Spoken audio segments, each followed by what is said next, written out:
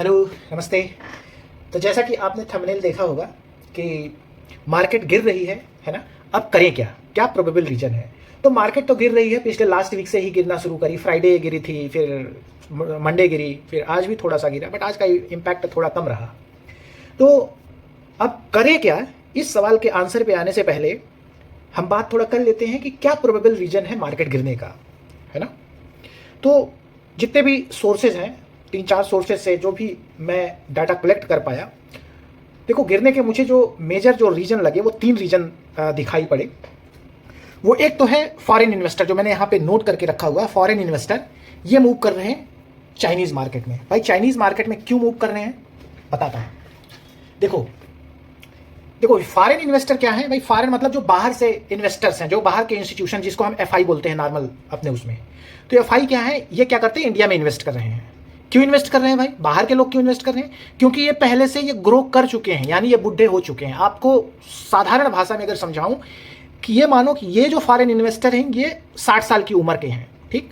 और ये जो चाइनीज मार्केट है और इंडिया की मार्केट है, ये उनके लिए समझ लो 18 साल की गर्लफ्रेंड है। तो ये जो फॉरेन इन्वेस्टर ना, जो 60 साल वाले बुढ़े हैं, ये क्या कर सकते हैं, 18 साल वाली गर्लफ्रेंड को कभी छोड़ ही नहीं सकते, इसलिए भाग भाग करके यहाँ इन्वेस्ट करना इनकी मजबूरी है ना।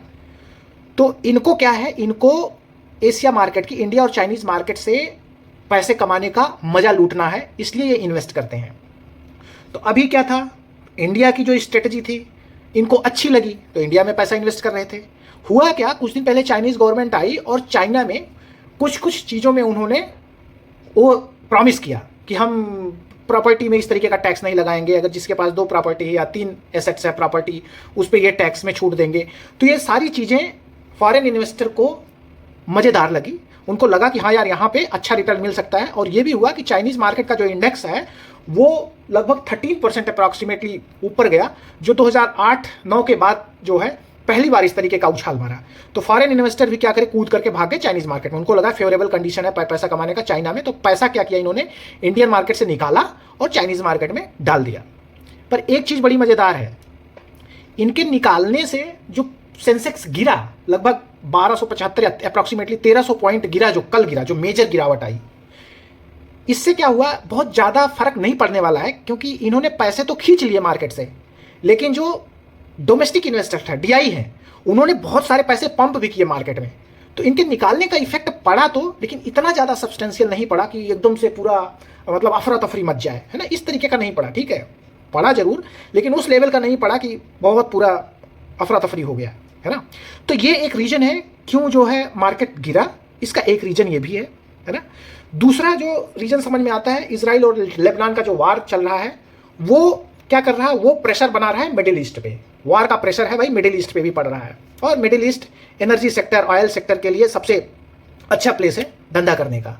तो जाहिर सी बात है, जब यहाँ पे वार का प्रेशर आ रहा है इस रीजन में, इजराइल और लेबनान का जो युद्ध है उसके कारण, तो डेफिनेटली क्या करेंगे, सारे इन्वेस्टर्स जो हैं यहाँ से पैसा निकाल के भागना चाहेंगे। क्यों भागना चाहेंगे, उनको लग रहा है कुछ क्राइसिस ना आ जाए, युद्ध हो गया कहीं पूरा धड़ाम से पूरा क्रैश ना हो जाए मार्केट, है ना, लंबे समय के लिए।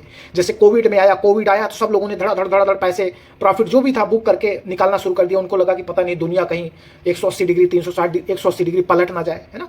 तो सबको डर लगने लगा, तो वो डर इनको भी सताने लगा। तो भाई इन्होंने क्या किया, यहाँ से लोगों ने प्रॉफिट बुक करना शुरू कर दिया। इसके कारण एशियन मार्केट का जो सेंटीमेंट है ना, अब एशियन मार्केट के सेंटीमेंट का क्या मतलब है भाई, एशियन मार्केट में जो मेन है आ गया चाइना, जापान, है ना। ये क्या हुआ, जापान में भी प्राइम मिनिस्टर चेंज हुए, तो जापान में उनकी जो स्ट्रेटजी रही, जापान को ये लगने लगा कि कहीं पे ये टैक्स का रेट ना बढ़ा दे। तो जब ये टैक्स का रेट बढ़ा दे, तो वहाँ पे जो इन्वेस्टर थे उनको लगा कि गवर्नमेंट टैक्स का रेट अगर बढ़ा देगी, तो उन्होंने क्या किया, जल्दी जल्दी प्रॉफिट बुक करके अपना पैसा निकालना शुरू कर दिए। तो क्या हुआ, इससे जापान की मार्केट गिर गई। अब देखिए, जापान की मार्केट गिरी धूम से, है ना, और चाइना ने प्रॉमिस अच्छे अच्छे कर दिए, चाइना की मार्केट चढ़ना शुरू कर दी। अब इन सब कहानी में जो तीसरा था, इंडिया, मतलब एक जो ग्रोइंग इकोनॉमी है, इंडिया अभी चुप बैठी रही, इंडिया अपना भजन कीर्तन करती रही जैसे, है ना। तो इसने कोई प्रॉमिस नहीं करी, कोई बम नहीं फोड़ा। तो लोगों को क्या लगने लगा कि यार चाइनीज मार्केट जबरदस्त है, कूद के इधर भागो। और जापान का जो मार्केट है उसके गिरने का जो सेंटीमेंट है वो इंडिया मार्केट पे भी पड़ा। वो क्यों पड़ा सेंटीमेंट, निगेटिव सेंटीमेंट आ गया कि भाई चाइनीज़ तो कमिट कर रहा है, गवर्नमेंट ये देगा ये देगा ये देगा, जापानीज मार्केट गिर रही है, ऐसे कंडीशन में इंडिया चुप है, तो मोस्ट फेवरेबल जो इन्वेस्टर्स को लगा कंडीशन, वो निकल के भागने का चाइनीज़ मार्केट में लगा। ठीक, तो सब लोग भागे चाइनीज़ मार्केट में, इसलिए क्या हुआ, मार्केट गिर रही है ना। तो ये जो है प्रोबेबल जो है 3 रीजन है ये मार्केट गिरने के, मार्केट गिरे क्यों। बट मैं बताऊं, ये गिर गया मार्केट, इससे ये ना मेरे कंट्रोल में है ना आपके कंट्रोल में है। हम जैसे छोटे मोटे लोग ना, जो छोटा मोटा इन्वेस्ट करते हैं, हमारे कंट्रोल में नहीं है। तो अपने कंट्रोल में ये भी नहीं है, और हमारे कंट्रोल में ये भी नहीं है कि हम ये वार रुकवा सकते हैं, है ना। और हमारे कंट्रोल में ये भी नहीं है कि पूरे एशिया को सेंटीमेंट कंट्रोल कर पाए। तो ये बस डिस्कशन और मैं बोलूँ एक एकेडमिक का ही पार्ट बन के रह जाता है। इससे हमारा कोई बहुत ज़्यादा फायदा नहीं होने वाला है इस डिस्कशन से। ठीक है, जस्ट एक एकेडमिक पर्पज से, डिस्कशन पर्पज से ये पॉइंट है। नाउ अब आते हैं करना क्या है ना। अब लोग घबरा रहे हैं, है ना। तो देखिए, एक चीज तो ध्यान रखिए, अगर आपने अच्छे खासे शेयर पकड़ के बैठे हुए हैं, जैसे जो सॉलिड कंपनी, जो बेसिकली लार्ज स्केल की कंपनियां हैं, अगर उनके स्टॉक अगर खरीद के बैठे हुए हैं और वो थोड़ा मोड़ा इफेक्ट किया, गिरा, तो घबराना बिल्कुल मत, है ना। क्योंकि एक कहावत है, देखो भाई, कि आदमी हो अंततः, आदमी हो या शेयर मार्केट या बाजार, ये ऊपर ही जाते हैं लंबे समय में। तो घबराने का नहीं है ना। आप जहां पे भी हो पड़े रहो, ठीक है, थोड़ा दिन आंखें बंद करो, समय आएगा तो निकाल देना। ठीक। दूसरा, अब कभी कभी क्या है, जो सिप कर रहे हैं, एसआईपी कर रहे हैं, म्यूचुअल फंड में पैसे डाल रहे हैं, वो भी बंदे बहुत परेशान हैं। उनको भी न्यूज आ रही है, हाँ मार्केट गिर रहा है, मार्केट गिर रहा है, ये बेच दो, इस पर प्रॉफिट बुक कर लो, उस पर कर लो, ये कर लो। म्यूचुअल फंड वाले कुछ ना करें। मैं बोल रहा हूं कि मिड कैप, स्मॉल कैप का फ्यूचर बहुत ही ब्राइट है इंडिया में। तो आप जो है धड़ल्ले से एसआईपी करते रहें, जितना एसआईपी जा रहा है आपका करते रहें। बेशक अगर आपके पास अच्छा खासा पैसा है तो अच्छे खासे पैसे को भी एक मुश्त लगाएं, है ना। अगर लंबा समय 5-7 साल का हॉरिजन है ना, लंबा समय 5, 7, 8, 10 साल का है, तो एक मुश्त लगा दें, कोई डरने की बात नहीं है, लगाइए। और अगर आपको लगता है नहीं यार 3 साल या 4 साल है, तो दूसरी फिलॉसफी अप्लाई कर सकते हैं, एसटीपी का रूट ले सकते हैं। क्योंकि मार्केट क्या हो रहा है, मार्केट थोड़ा फ्लक्चुएट कर रहा है, तो एसटीपी का भी रूट वो कर सकते हैं। पर मैं अभी इतना ज़्यादा कंफ्यूज नहीं करूंगा आपको। कहने का मुद्दा यह है, अगर आप एसआईपी कर रहे हो तो आप कंटिन्यू करो, करते रहो, म्यूचुअल फंड में डालते रहो, कोई घबराने की बात नहीं और बिल्कुल घबराओ मत। ठीक है।